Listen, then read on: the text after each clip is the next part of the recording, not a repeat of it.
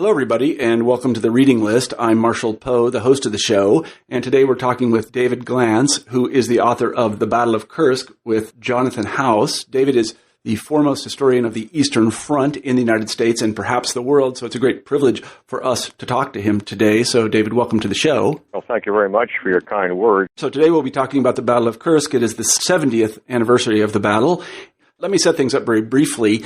Germans invaded the Soviet Union on June 22nd, 1941. They were, at the end of that year, stopped before Moscow. Then they launched another summer offensive in 1942. That one was blunted at Stalingrad. And then Kursk was the third, I believe, summer offensive, and that's in 1943. So maybe you could begin by setting the scene for us. What exactly did Hitler have in mind? How did the battle develop? Well, Hitler's overall aim, his war strategy, as it were, was to essentially conquer the Soviet Union.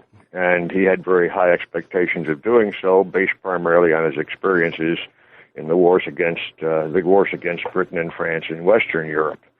In fact, based upon his study, Hitler's study, and the German Army's study of Russian operations prior to World War II, they also concluded that the Russian Army was not capable of withstanding a blow from Germany's Wehrmacht, in particular its armored air forces.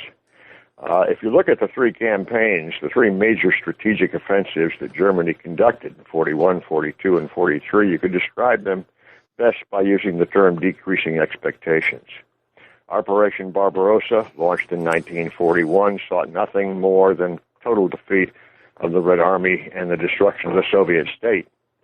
If you look at the assumptions for Plan Barbarossa, they were ambitious and a bit arrogant, in that they assumed if they could defeat and destroy forward Soviet forces, that is, west of the Dnieper and Dvina rivers, then the Soviet Union would collapse. Obviously, that proved to be incorrect, and the campaign turned into an arduous one, conducted along three strategic axes or directions towards Leningrad, Moscow, and Rostov, and therein lay the problem. Very simply put, the Wehrmacht, in all of its ground and air and naval elements, simply was not large enough or capable enough to achieve objectives of that scale and scope, three basic strategic objectives. We recognized that the Russians did stop the Germans on the outskirts of Moscow in early December 41, but they'd already done so at Leningrad in September and Rostov in the south in November. So you had a general failure largely due to German over-optimism and an underestimation of Soviet strength. In 1942, Hitler had not learned all the lessons he should have learned. He did learn one lesson, and that was to concentrate on one strategic objective, and he chose as that objective the Ukraine, the Donbass region, across southern Russia into the Caucasus. But once that operation began, Operation Blau, once again, German achievements whetted Hitler's appetite for more, and he ended up not only marching on the Caucasus, but also marching on the city of Stalingrad. In essence, what Hitler bit off was something that it would have taken several army groups to accomplish, only he did it with a fiction of two army groups artificially formed, A and B, artificially formed out of one. The end result was the necessity for committing Allied forces into the front, Italians, Hungarians, and Romanians who didn't wish to be there, and the subsequent defeat by a Soviet counteroffensive at Stalingrad. Having failed in 1941 and 1942, in the summer of 43, Hitler planned yet another offensive, this one Operation Citadella, aimed at a far more modest objective, basically the destruction of Soviet forces in the so-called Kursk salient, a large bulge in the front projecting into German positions around the city of Kursk. If you look at the plans for Operation Citadella, the German aim was simply to destroy as many Soviet forces as possible, in particular armor, in the hopes that the Soviets would thereby not be capable of mounting future offensives.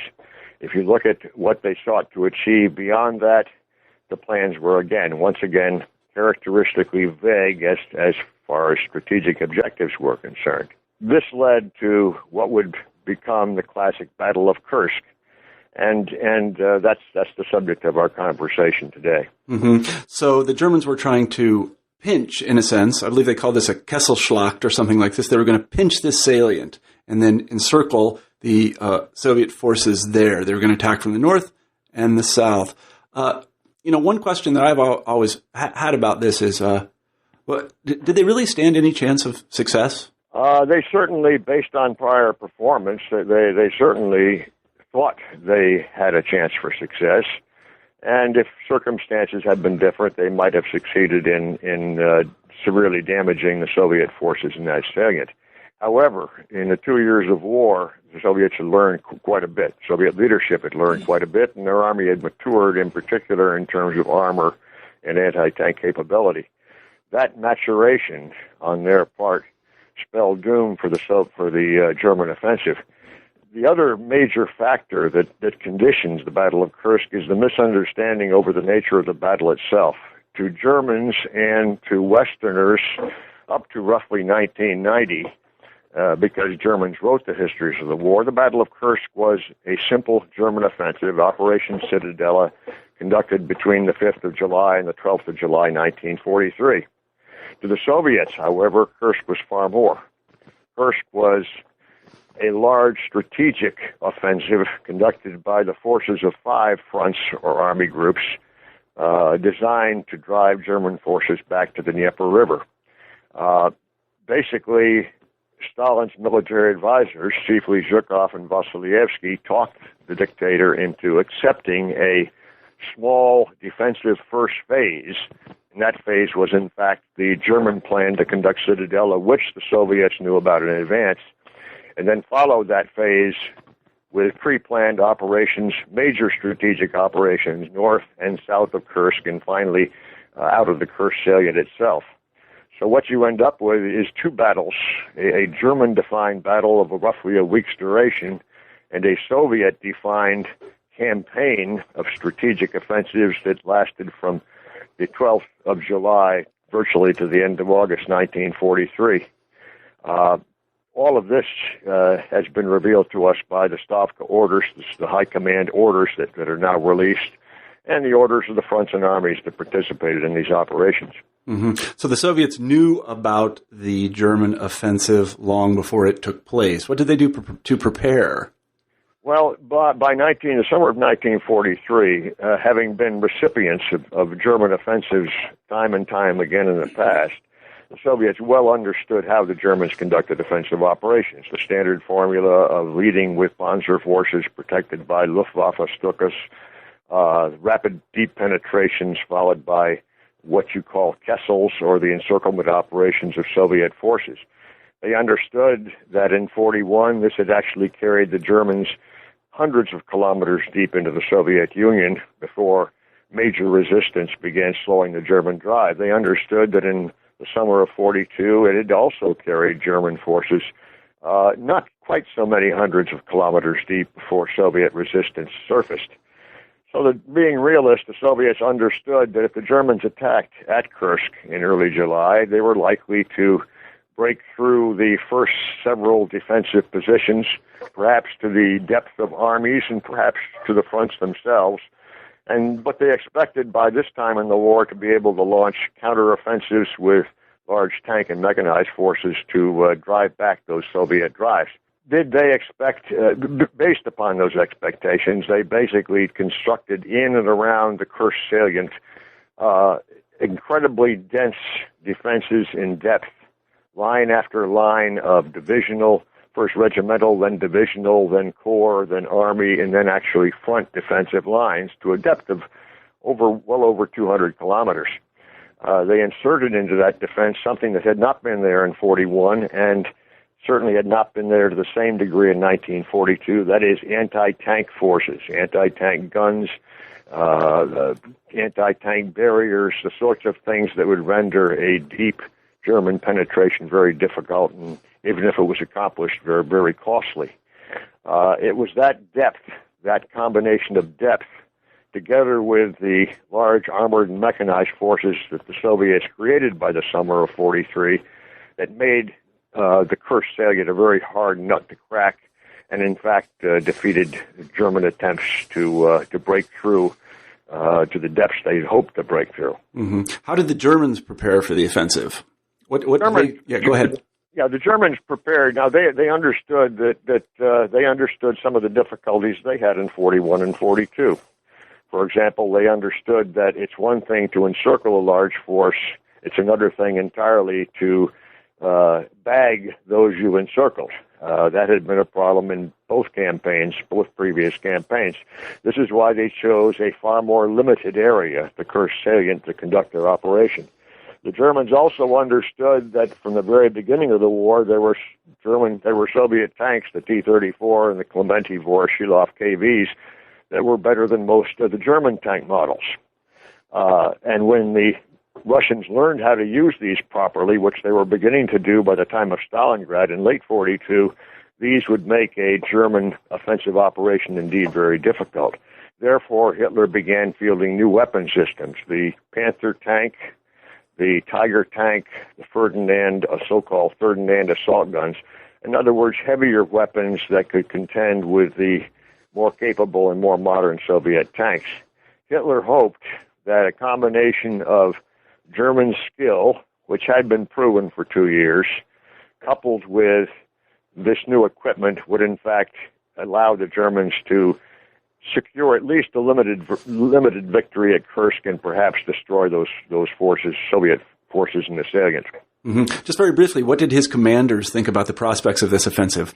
I would say, although you will not, well, you actually will read it in some of their memoirs. We have the memoirs of quite a few of the German commanders, and by 1943, the glory days of 41 and 42 had worn off. They understood that the Soviets were far more capable than they'd anticipated. They understood that they'd obviously learned the lessons of war, albeit at very high cost. And they understood that German, particularly on the defense, Soviet forces were very tenacious. There was a marked element of doubt in the minds of people like Marshall Poe, the commander of Ninth Army in the north, who was to make the northern thrust. And when you look at Manstein in the south and his 4th Panzer Army and Army Detachment Kempf, the leadership there had a much more realistic view of what they were contending with than they had in 1941 and 42. Now, having said that, although most German generals blamed Hitler for the defeat at Kursk, I think you'll find an enthusiasm on the part of most of those German commanders to redeem what they had lost months before at Stalingrad. Mm-hmm. So can you tell us a little bit about how the battle developed, that is, how the offensive developed? Did it go well the first few days? Did it meet German expectations? And eventually, of course, we know that it bogged down and led to a German strategic defeat. And can you talk to us about how that happened as well? Now, let me describe that in the context of the Soviet definition of the battle as well as the German definition. The Soviets, by July 5th, had formulated plans for first dealing with the German offensive at Kursk proper, and then launching major front scale. Front scale, I mean, with a force of upwards of 500,000 or more men, front-scale counteroffensives both north and south of Kursk, and expanding these offensives as each one succeeded in turn. So you have active military planning going on both sides planning for offensive operations, even when the German citadel attack occurs at Kursk. Now, zeroing in on the attack on Citadella, the Germans were to attack with basically three armies: Ninth Army in the north, under General Model, 4th Panzer Army, General Hoth, in the south, along with Army Abteilung and Army Detachment Kempf, both forces being very armor-heavy, upwards of over 1,000 tanks to be committed, and the most important of those tanks being the 100 Panther tanks and the handful of Tigers being used in the south. As evidence of Soviet pre-knowledge of German plans, the Soviets actually fired a counter-preparation before the Germans conducted their preparation and their actual assault. That counter-preparation itself did cause some disruption in German ranks as they were forming for the attack, but it served more than anything else as an indicator that the Soviets knew what was coming. The German advance in the south occurred according to plan, but was stopped almost directly after it was launched. The fight between Modul's Ninth Army and the various Panzer Corps in it and the Central Front, commanded by Rokossovsky, was nothing more than a slugfest conducted across a front of about 80 kilometers, involving advancing German armor, Panzer Grenadiers, being met head-on with deeply echeloned defending Soviet forces. The unique feature there is that Rokossovsky, the commander of the Central Front, decided to commit all of his army, an entire Second Tank Army and several separate tank corps, upwards of 1,000 tanks, into a direct head-on battle with the advancing Germans. And basically what resulted was a slugfest that lasted for about 5 or 6 days, with extremely heavy fighting in several places, Ponyari Station being the most notable. Fighting that seesawed back and forth and basically brought Modul's attacking forces to a halt by the 12th of July. Essentially stalemate before the Germans were able to penetrate what the Soviets would call their tactical defenses. That would mean to a depth of, say, 20 kilometers or so. In the south, you had a very different method of attack. So the Germans attacked with three very heavy Panzer forces, 48th Panzer Corps, the SS Panzer Corps in the center, and then south of the Bulge itself with the 3rd Panzer Corps. These forces, using standard blitzkrieg tactics, actually succeeded in smashing through the defenses of the lead Soviet armies in fighting that was fierce on both sides. As an example, many of the Soviet Katyusha regiments, those are Stalin organs or multiple rocket launchers, simply lowered their tubes on order and conducted direct fire at the advancing German tanks, something not often seen in combat on Germany's Eastern Front. The Soviet tactic for handling this German onslaught was to essentially dig its tank forces in. The 1st Tank Army of General Katakov, in fact, dug all of its tanks in right across 48th Panzer Corps' path and essentially started a battle of attrition against that Panzer Corps.